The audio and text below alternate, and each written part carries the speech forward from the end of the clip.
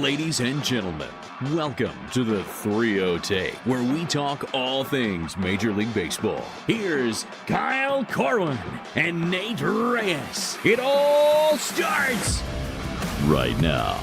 Welcome back to the 3-0 Take, presented by SeatGeek. This is episode 496. I'll be your host, Kyle Corwin. I'm here with my co-host, Nate Reyes. Nate. Hello, everybody. Welcome. If you're catching us live, appreciate you. I did see a number while you were reading the intro, and then I saw that number drop a few, and I'm not sure if it's from what they saw. Maybe they saw me and they were just like, "We're not listening to this idiot." I said, I'm not signing up for an hour of Nate in a Santa hat. Well, too bad. Santa hat, and if you can't tell, if you want to zoom in.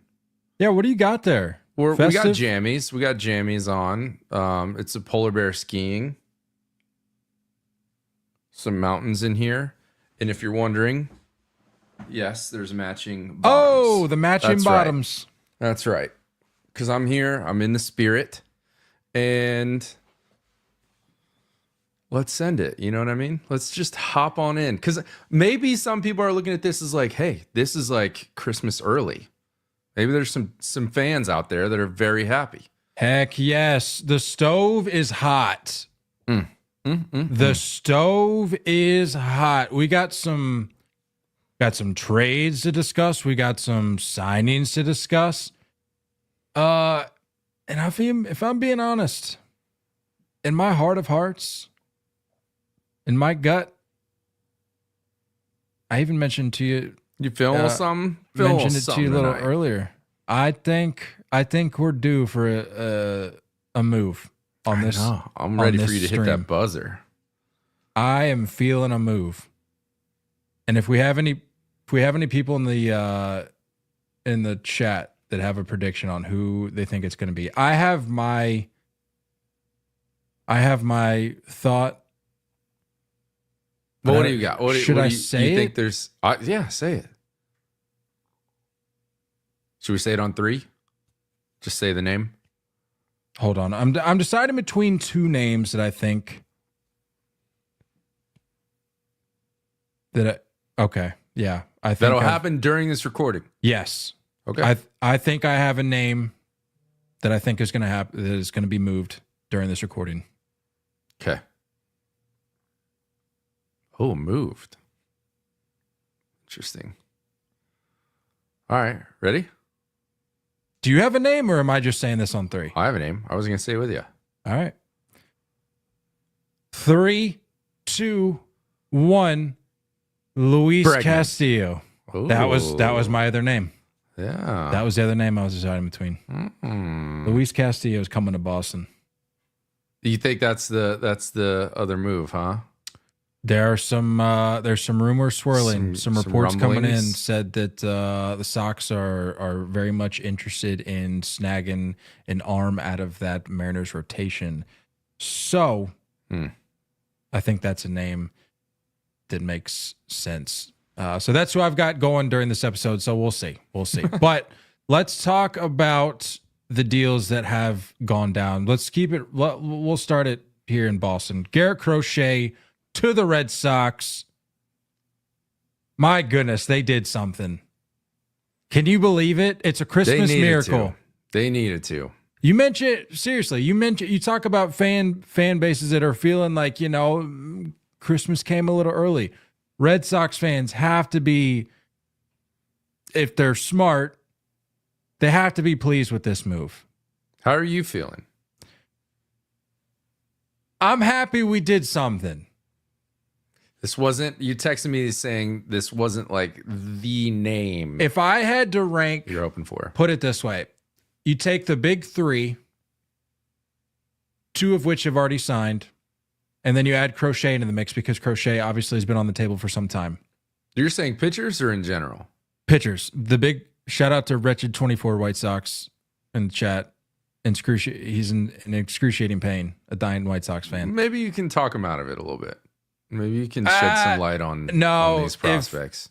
I think he's having PTSD from the Chris Sale acquisition, almost to the day. I saw think that was That's pretty wild. That was like December 6th or 8th or something. Yeah. Back in 14. Yeah, no, 16. It wasn't 14. No, it was 16. No, he was still with the White Sox 14. Anyway, take the big three, rank the big three, add in Crochet. If I had to rank those four names, I would probably go, and by the big three, I'm talking Snell, Fried, Burns. Throw in Crochet to the mix. It's crazy that my mind doesn't even go to Snell. It feels so removed. Snell feels so removed from this free agency. Anyway, keep going. Right. Well, yeah. So Snell's out of the mix. Fried's obviously out of the mix. So you've got Burns and now Crochet in Boston. But if prior to all of this, prior to this offseason, I would have probably said, and I know some people are this is gonna raise some eyebrows. I would have put Fried at the top.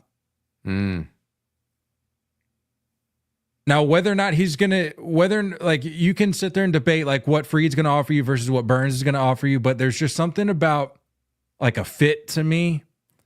And I just feel like Fried would have, I don't know. We got a thing for like lanky lefties. I don't know.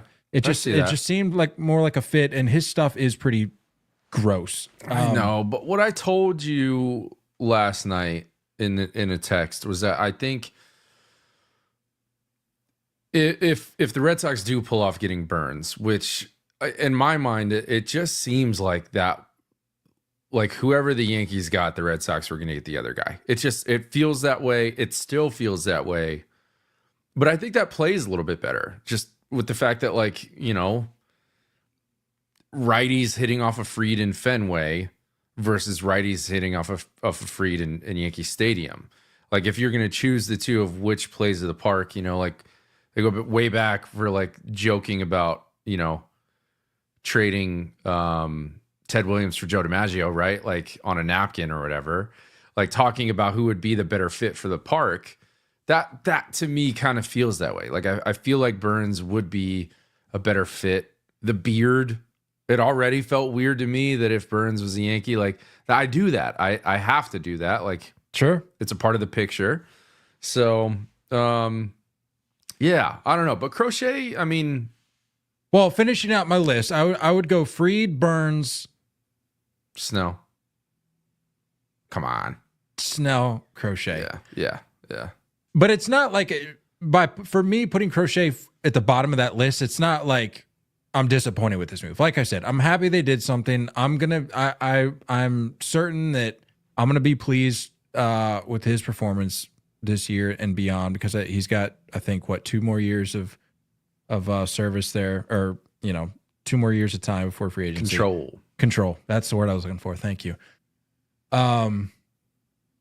And look, I know what I said about, and I still stand by it. I was not a fan of how he handled the whole, I'm demanding an extension before I land wherever I land next. I still think that was a bit over the top, and I still stand by that. I just want to make that clear. However, I don't know. I just feel like I'm in a better place now that we've made it to the, like, this wasn't something that we were overextending ourselves at the deadline, because remember, if you go back to the deadline, moves that were being made, you were asking for hauls in return. And if you remember, I said, you were asking me like, well, are you glad the Red Sox, or are you okay with the fact that the Red Sox didn't really do much? And I said, yeah, because if we would have done something at the deadline, it would have meant overextending ourselves, giving up too much. And I would have rather have just stayed put and not done that. But the return that the White Sox are getting, I feel like, is a reasonable return for both parties. You don't give up any of your truly top guys.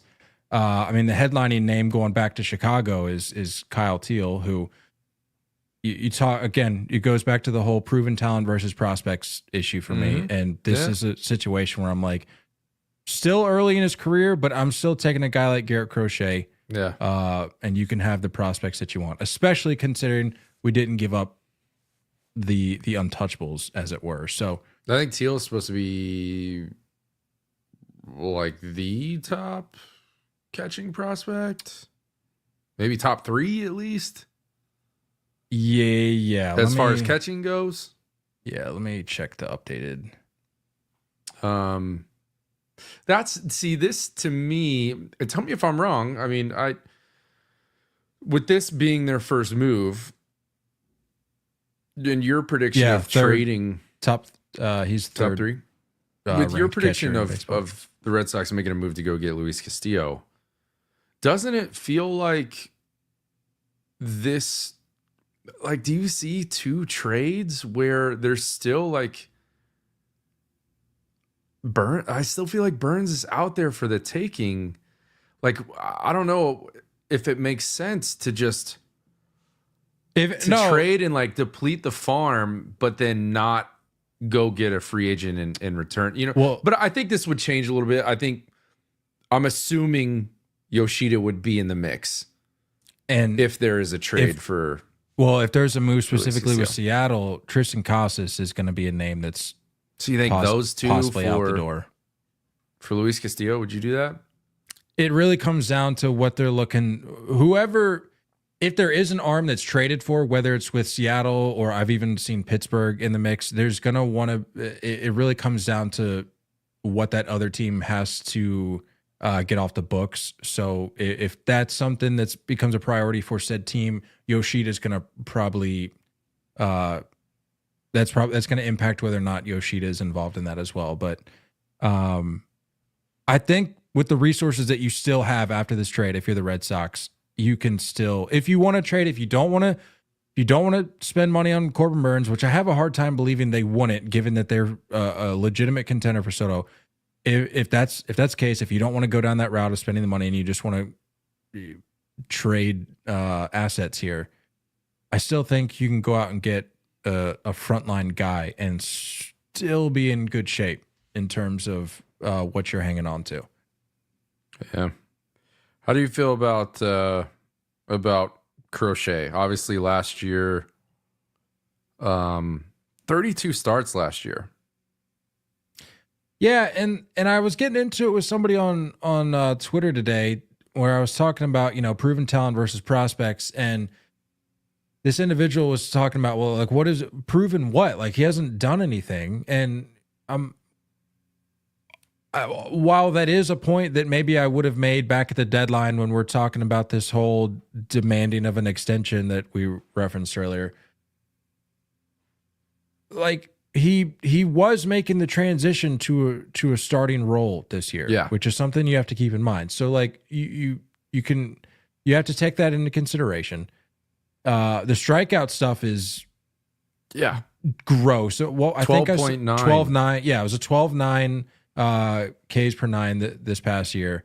And he had a FIP of 2.0 walks per 9. Yeah, and I think he had a FIP of like 2. It was in the like mid to high 2s. Yeah, 2.69. When his ERA on the year I think was like a 3.5 or something. So that just goes to show you, like, better than what the numbers may show in certain categories. So like I said, I'm fine with it. I'm very much looking forward to having an actual frontline guy take the ball on opening day. Yeah, I'd be stoked too. I think there's a lot of talent there, a lot of upside. I mean, I was surprised at the 32 starts because I remember there being, obviously, look, no offense, but there's a certain point in the year where we all kind of check out of White Sox anything. And there was a certain point where, like, once that came out and he didn't get moved at the deadline, I don't know if I ever really put my eyes on the White Sox again after that. So I didn't realize that he put up 32 starts. I know there was a little bit of a limit on innings. There's management, yeah. And even with that, he pushed 150. So you got to assume that, like, if he can stay healthy and he's in that 30 plus start range with no limitations, you're talking an immediate 180, 190 inning guy. And strikeout stuff is crazy. And you got to have that strikeout stuff in Fenway. So I think it's a really good move. I think it's to me, I'm like, what else? Like if I'm looking at it from the outside, I'm like, the Red Sox need to do one other thing. This is nice, but I need to see one more. And I'm curious to where that goes. Is it a Bregman? Is it splurging for a Burns? I think there's a lot up in the air. Here are the names that I've been hearing are in the mix right now. Corbin Burns, obviously, you're linked to Corbin Burns. A Mariners starter. We're just going to say Luis Castillo for conversation's sake. Alex Bregman, you're linked to Alex Bregman. Nolan Arenado, you're linked to Nolan Arenado. Teoscar Hernandez. Give me one of those position players and one of those pitchers. You need two. And I'm happy. And if you really want to take it a step further, like I said, I keep going back to the Tanner Scott thing. Go out and get another arm for the pen, and then you're really in good shape. But I'll be I'm not gonna. You're gonna be happy with Chapman. I'm not gonna be not happy with Chapman. But I'd be satisfied with one of those arms and one of those position players. Fair enough. Let's talk Max Fried here. Yep. 8-year, $218 million deal with the New York Yankees. Sort of alluded to it a little bit earlier. This is the largest contract ever for a lefty. I know. That's kind of crazy, huh? Ironically enough, it was a lone $1 million more. CC. No, David Price. $217 million with the Red Sox back in 2015. And actually Kershaw is right after that, $215. What does CC get? No, I have no idea. I just threw a lefty name out there. Those are the only ones over 200. So it was 2009 when it happened. So I'm assuming. Yeah. CC would have been probably well below that. Yeah, probably. Stupid guess. How do you feel about it though? Like I said, we sort of touched on it, but how do you feel having Max Fried as your sliding in as your number 2 guy? There's two ways to feel about it. I do agree with you that I wanted Fried over Burns, despite the questionable, health issues. It's not terrible. It's not great. 28 starts in 2021, 30 in 2022, only 14 in 2023, which was the trouble year, and then 29 last year. So even with that, career ERA is 3.07. Like he still managed 174 innings last year, 185 in 2022. So it's one of those where is he going to stay healthy for the full 8 years? Probably not, because who does? But I feel really excited. That's a 1-2 punch that, you can argue that's a top 5 1-2 punch in baseball when Cole is going right and Fried is going right. I love the lefty play in Yankee Stadium with Death Valley and left center. There's a lot of it that looks and feels right. Solid mustache. I wonder if that sticks around. It has to. It has to. I think so. Now the other side of it is how is Cole healthy? Is Garrett Cole fully healthy? Are we going to see, or is this the safety net and the fallback plan on some underlying issue to Garrett Cole that we as fans don't know yet? So I'm happy, but I'm also nervous for that. But I do think it opens up a lot more options for them. They talked about being, my number is the 55 million that's left after this of what they would do, because they shook off 80 something million this offseason, and not getting Soto I think is a blessing. So being able to allocate that money elsewhere in certain other holes, it also opens up the big league names that can be moved. Because there's, the farm names they don't want to move on from. Spencer Jones, Jason Dominguez, they're not going to move on from. So it's you got to have big league guys ready to go. Now, Luis Gil can potentially be shopped coming off of a rookie of the year. Now you can maybe offload some Stroman money, Nestor Cortez, names like that. Don't want to, but maybe Clark Schmidt. Like some of those guys that are fighting for the 5th spot in the rotation can get shopped, and that can add for a bat. That can go somewhere. And does that go to a Nolan, or does that go to, crazy enough, but like maybe a Kyle Tucker? I have no idea. Question for you with the Mets, which we'll sort of touch on very briefly because we're days past it now, but we haven't had a chance to talk about it. But with the Clay Holmes thing, with the Mets repurposing him as a starter, was there, if the Yankees would have hung on to him for whatever reason, was there any rumblings about them doing the same thing? Nope. Okay. Nothing.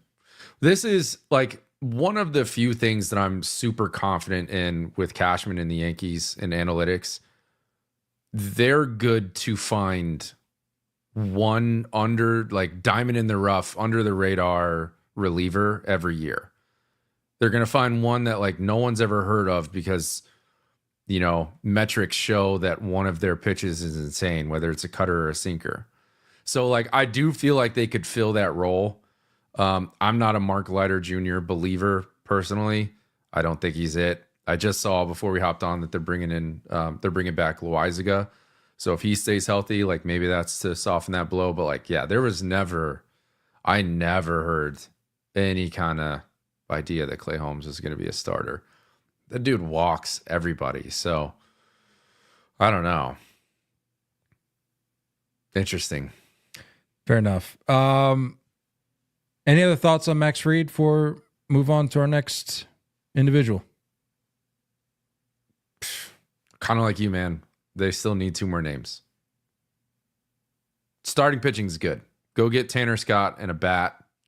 Trade for somebody. I don't know. I'm not super stoked about Bellinger, but there's a lot of smoke there. I'd stay away from that. Yeah. If I'm any team out there, really. I know. There's a lot of smoke there, though. There's a lot of traction going. Oh, yeah. Yeah. No, but the last thing I'll say with Fried, though, and I should have mentioned this off the top with him, but a lot of people saying this was an overpay. A lot of people saying this was like a panic move. This was not a panic move. This was a pivot. Yeah. We were talking about this before Soto, like for days, weeks. Fried, Burns, those were 2 of the guys. I'm honestly still surprised as of right now, this very moment, Burns is still out there.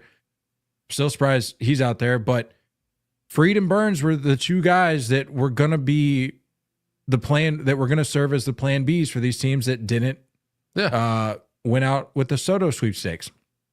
People are going 8 years for 30, what is he, 31? Please hold. 30. He's 30. He'll be 31 in January. Okay. Yeah. So it's like an 8-year deal for that, and you're going to give him $218 million. It's like, this is what you were going to have to do. Like, yeah, I personally like the 8th year because, I mean, a lot of people were saying 6 or 7 years. I think it keeps the AAV down, which is beneficial to the Yankees. So I don't hate this. I think if you're in Burns camp, like that maybe starts to creep into like a 230, 240 number. He could very well be looking at like an upper twos. Yeah. Would be my guess. I don't know. I think this whole market, look, like I like that the Yankees didn't go weird and try to replace Juan Soto and like overpay like a Santander.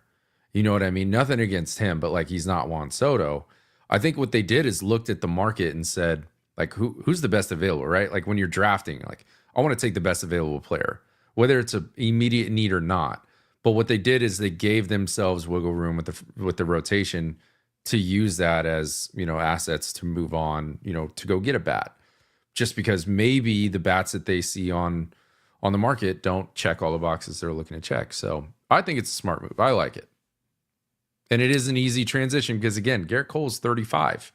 Like there's a little changing of the guard that'll happen in the next few years for him to step in to the number 1 role. Was there an opt-out in that? I don't think there's an opt out. I don't remember think there's a full no about trade clause as well. Yeah, I don't remember seeing anything about a opt out. So Yanks don't do a ton of opt outs, to be honest with you.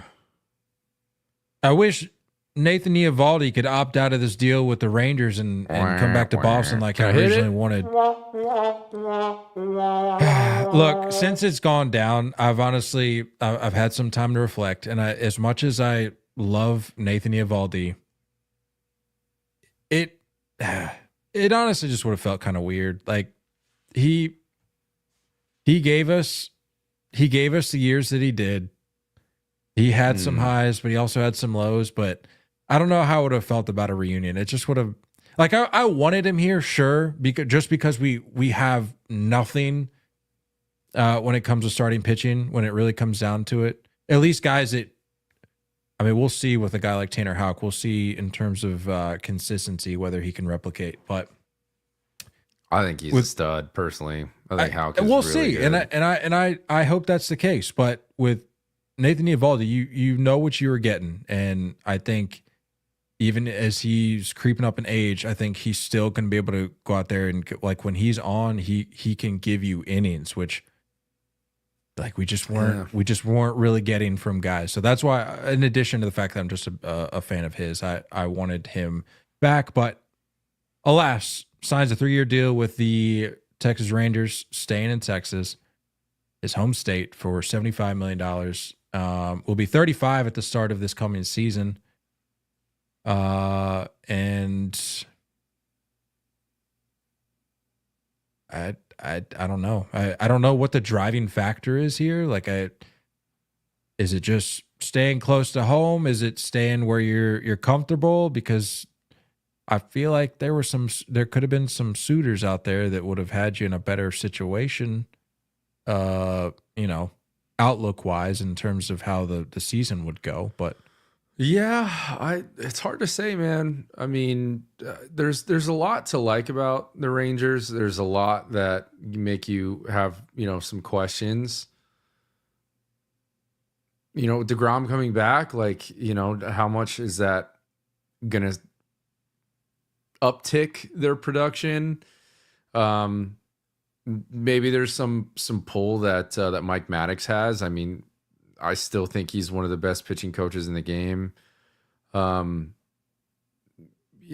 It's strange. I think the Rangers are in a good place. I think the window is still there. And as far as the Rangers go, I think this was a good deal because, let's face it, you're not in the, now they're gone, but, like, you weren't in the Blake Snell, Corbin Burns, Max Fried conversations. You weren't going to spend that much money. So, where else are you going to be pivoting? And do you take your chances with, like, a Jack Flaherty, or do you bring back someone you're familiar with in Nathan Eovaldi? So I like that aspect to it. I'm with you. I like Nate Eovaldi, man. He's a gamer. He's a dog. And I think it's smart. Maybe you're right. I would guess the only thing I would consider is that maybe the market was not going higher than 2 years. Maybe he wasn't seeing that third year, and maybe that's what the Rangers, were able to provide. That's the only thing I can maybe guess. Yeah, that's honestly probably what it ended up being, because, like you're saying, if you're Texas, you're not necessarily linked to a lot of these premier arms, and if you see an opportunity to bring back a guy that you are comfortable with, like I said, what you're going to get from him, just extend him that third year, and chances are you can bring him back. And my guess is that Nathan Eovaldi is a fairly easy guy to work with. As long as you give him what he feels like he's worth, he's gonna make it work for you. And I feel like that's how it went down. So good for the Rangers for bringing back one of their own. Willy Adames. It's been a handful of days now, but if you recall, we had the Soto emergency pod that took up exclusively, or took up the entirety, I should say, of last episode. So we didn't get a chance to touch base on some of these other deals that are going to follow here in the next few minutes. But Willy Adames, 7 years, $182 million with $182 million contract with the Giants, their largest contract in franchise history. If I recall, I texted you like pretty shortly after this, and I said, I like the Giants. I like it. It's a strong move. Giants are doing something. For once, they didn't miss out on a guy. Granted, it's not a $300 million guy, but yeah.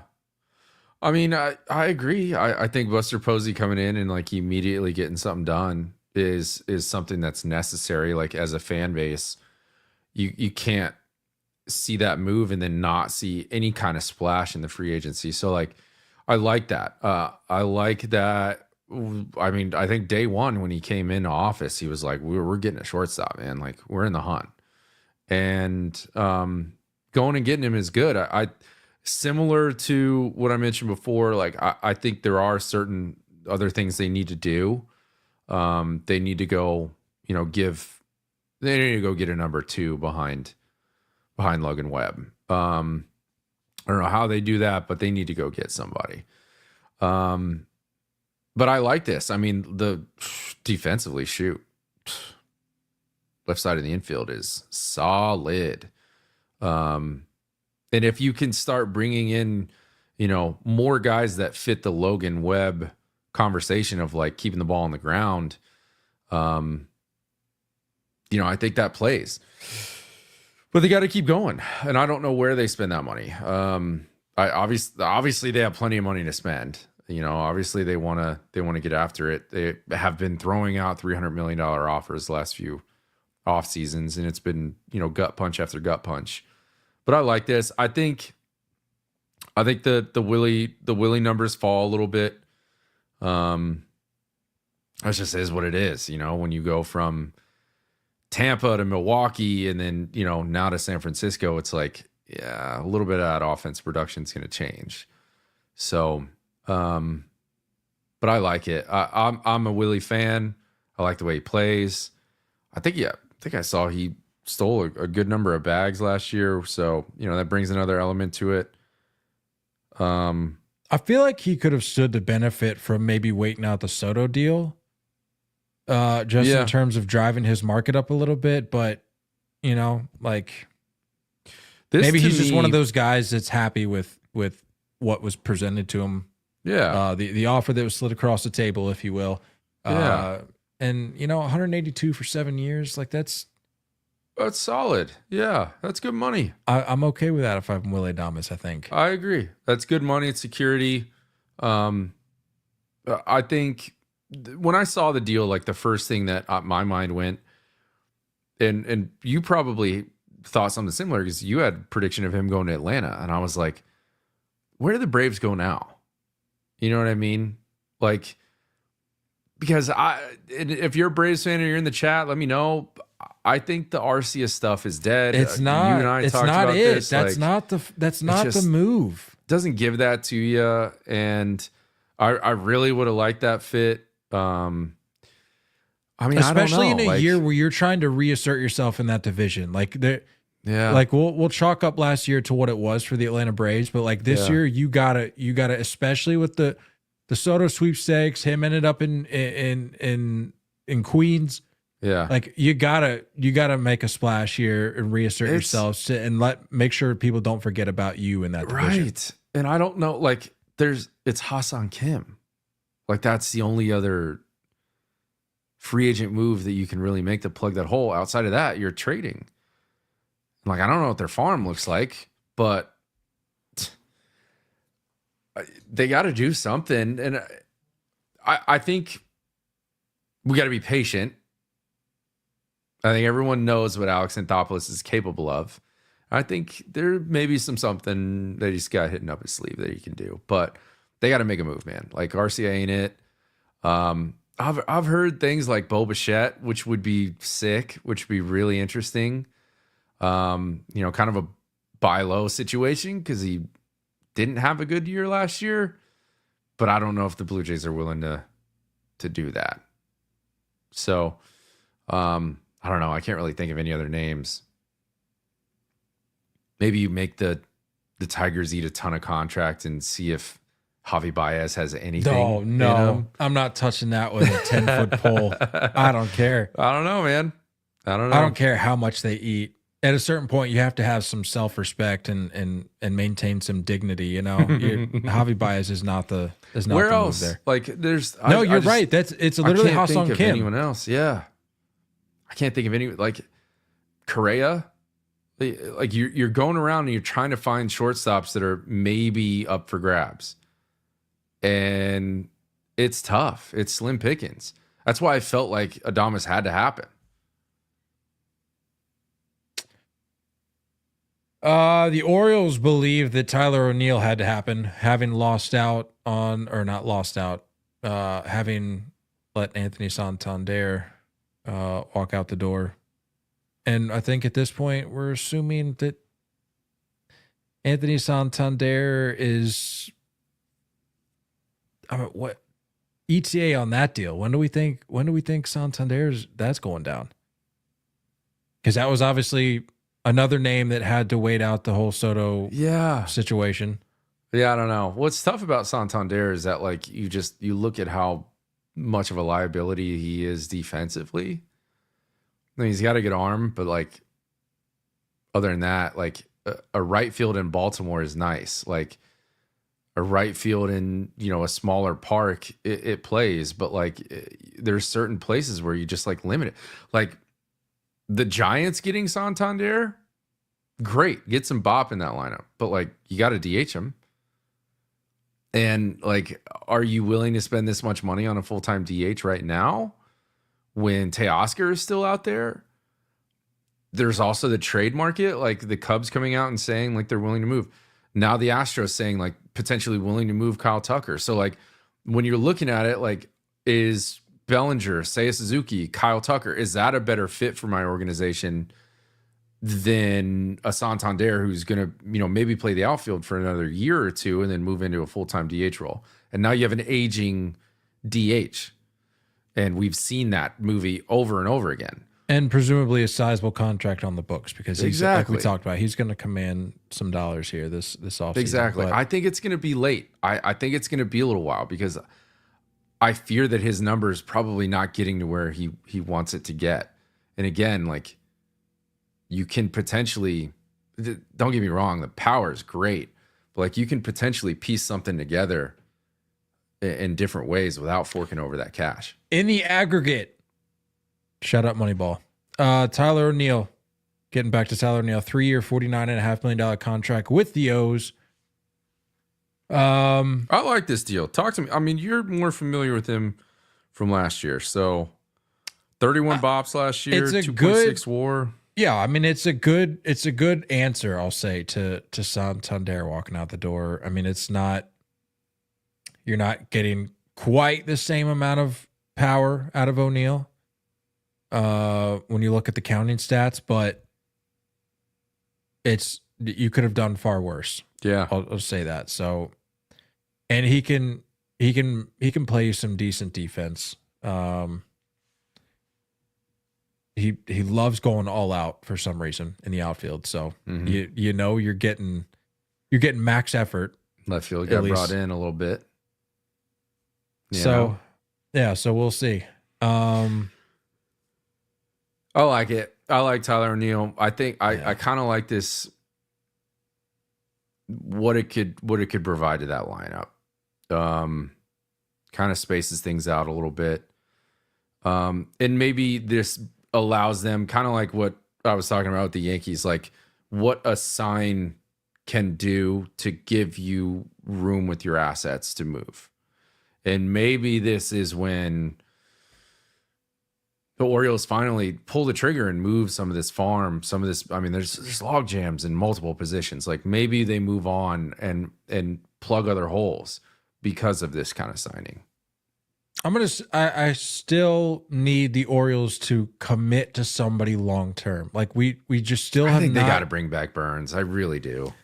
I just don't see it at this point. There's too many other other teams at this point that are too desperate for a frontline guy that are going to be willing to overpay and overspend, which is something that the Orioles have proven they are not necessarily willing to do right now because they have an embarrassment of riches that they can work with trades and see, to me, as a Red Sox fan, that should make you a little nervous for who's vying for the Mariners staff. Because you got to imagine if the Red Sox are a good match for the Mariners, so are the Orioles. And the Orioles would also like a little bit of rotation help, obviously. So that's an issue there too. Speaking of making a deal, the Blue Jays and the Guardians made a little something happen. Andres Gimenez headed to the Blue Jays. This is one that I don't think a lot of people necessarily saw coming. This sort of got dropped into the mix yesterday when signings had been going down in the last 24 to 48 hours. I like this though. For who? For the Jays?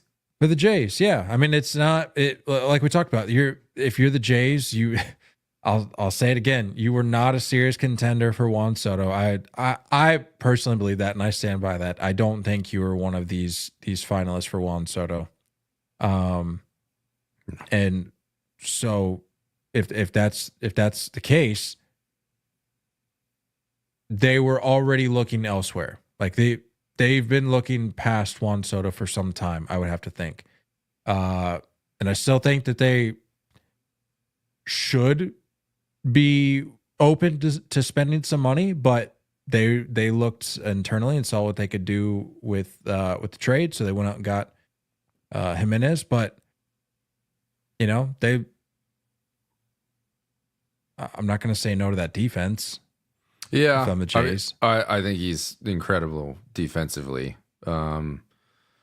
Watching him do what he does in the ALDS was impressive. Excuse me, LCS. I think what makes me nervous is some of the numbers just kind of gradually going down. He came on the scene in 2022, and I think he was an all-star. He was an all-star in 2022. 837 OPS, 141 OPS plus. A lot of that stuff looked good. And then some of these other numbers start to creep down. 2023, that OPS dropped to 712. 2024 dropped down to 638.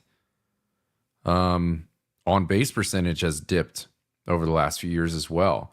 Now he's only 25, so you're like, what's the norm here? Are you the 2022 Andres Gimenez, or was that a little flash in the pan and now we've kind of lost things?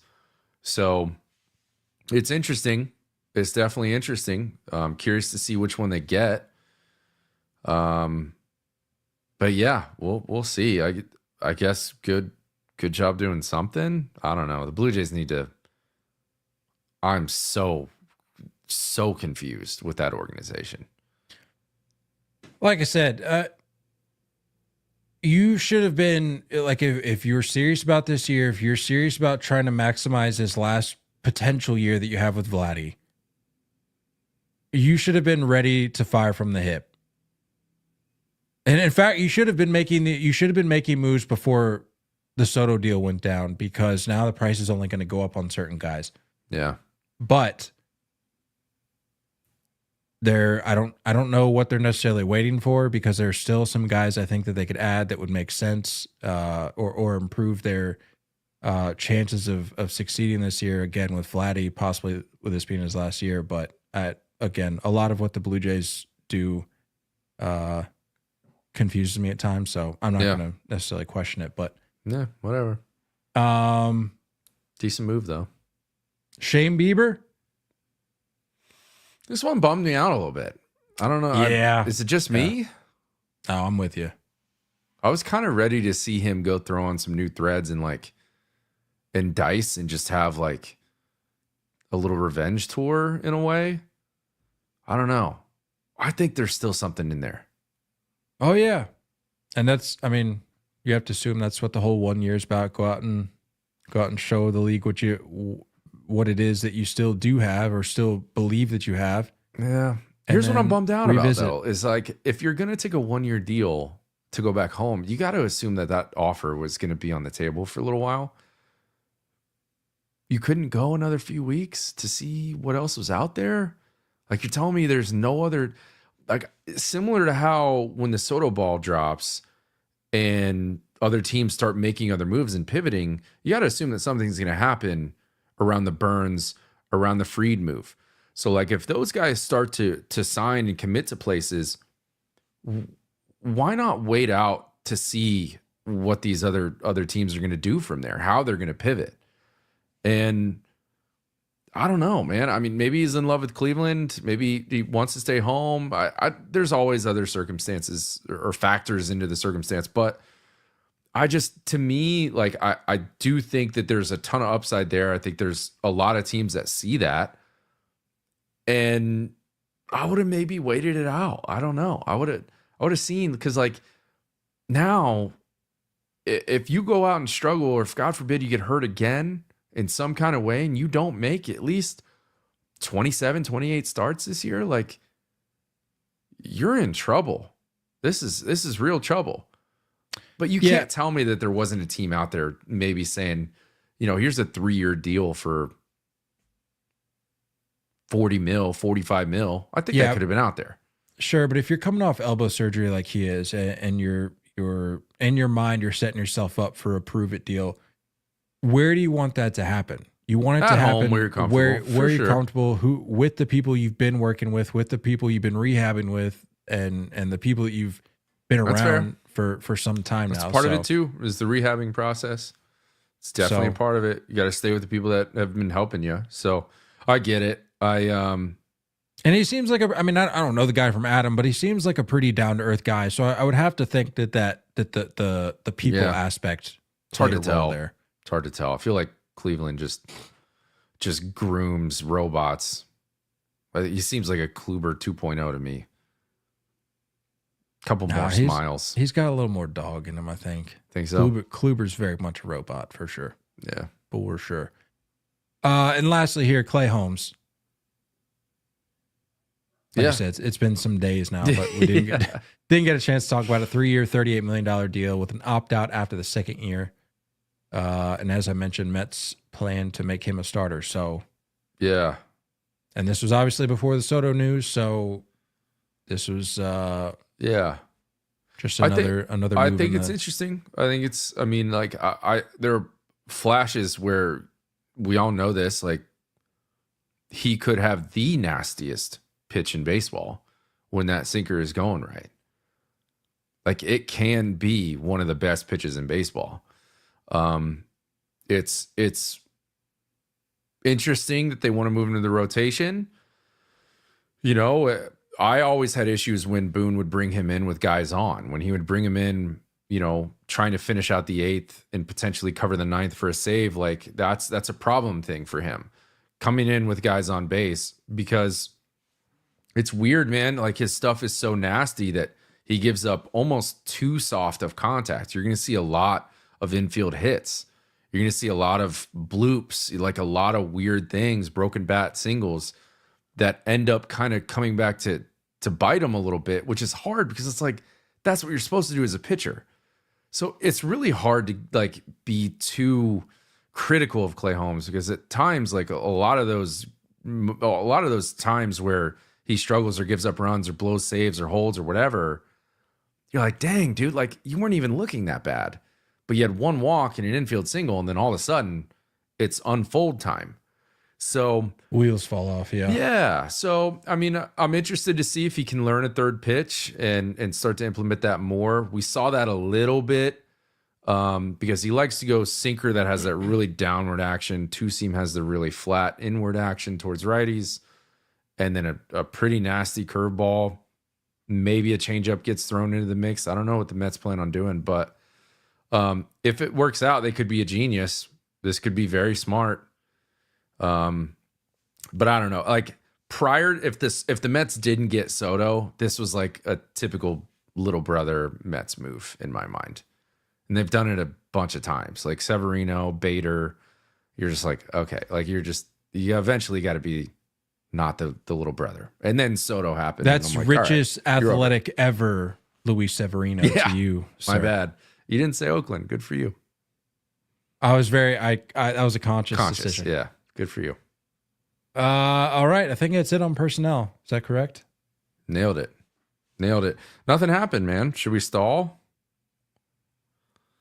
We still got something we got to get to. Yellow something. There it is.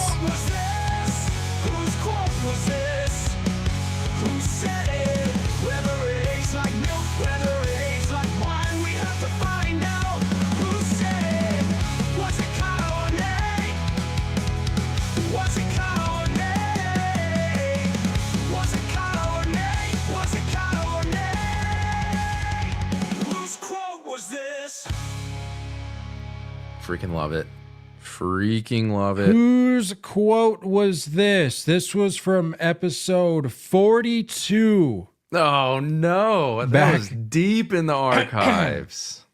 Back in February of 2019. Whoa. The quote, and this was in reference to Nolan Arenado, who I believe at the time had just signed... He signed the deal with the Rockies. No. But this was I want to say the 1 year or the one year deal. Let's see. To avoid arbitration. I believe it was like for 20 something mil. This was back in February of 2019. I think it was a 2-year extension that waived. No, it was a 1 year. Yeah, you're right. 2019, 1 year, 26 mil. Yep, good memory, sir. The quote, I think Colorado would be dumb not to offer him a max contract, but I don't know if he stays. Like we've talked about how much you and I, in kind of the old school ways, really appreciate those guys that just stick around with their single franchise their whole career. I think it would be great for his legacy, but I don't think he sticks around.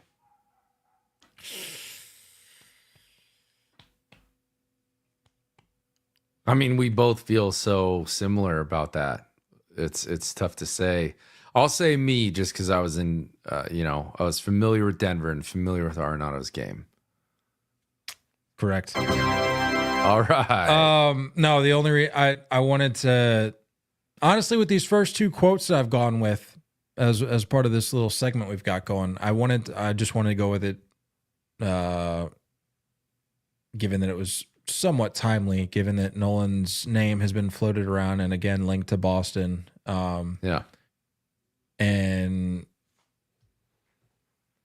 I still believe that. I still feel strongly about guys that stick with a franchise their entire careers, but with the way that Nolan's career has panned out, I don't think that was ever going to be an option for him because he just hasn't been able to figure out a place to call home and it go well. Like if you remember the way it ended in Colorado, very much a bad blood situation, it seemed. Oh yeah. And now with St. Louis, I think there's you could make the argument a number of Cardinals fans that are looking to shed this quote unquote dead weight because he had a down year offensively last year. It's one of the best defenders in the league, but I guess that's not good enough. I don't know, but yeah, was never going to be a guy that was going to stick around with a franchise his entire career. Yeah, and it's too bad because that's why he signed the contract in Colorado. Like that's why he accepted that structure of that. And for the Rockies to shop him the very next year after that is kind of a slap in the face, and he didn't like it. Yeah, I'd like to see him get back to form. I'm definitely a pro Arenado guy. Just looking at this contract is insane. Said to be a free agent in 2028. He'll be age 37 at that point. Next year it will make 21 million. It'll fall to 16, then 15 after that. Ton of deferred money. He's going to make $2 million a year from 2022 all the way to 2031. And then from 2032 to 2041, he's going to make $3 million a year in deferred money.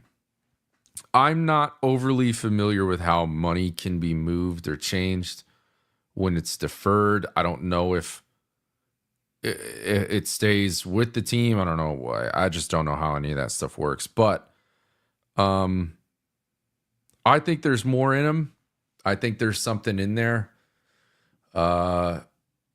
Maybe you don't get the crazy numbers that you used to get, but the defense plays, man. Defense. My goodness. I want to see it. I want to see it somewhere. It's growing on me for sure. Yeah. Like bring Nolan, trade for Nolan, bump Rafi to the DH spot because he's going to end up there anyway. So why not just get a head start? Yeah. And like I said, I mean, we don't have to go back down the Red Sox route, but go out and get another frontline guy, and I'd be happy. I'd be happy with that. Yeah, Yanks have been kind of leaked to him as well, and Astros have been linked to him as well. So I think it really, like the Arenado domino falls shortly after the Bregman domino falls. So I would agree. It'll be interesting. But yeah, I think it's time to go. Time to go. Wouldn't be surprised if Goldie gets moved as well. True. I think the Cardinals might as well just really kind of flip it on its head at this point. Yeah. Maybe the Christian Walker domino has the effect on the Paul Goldschmidt domino.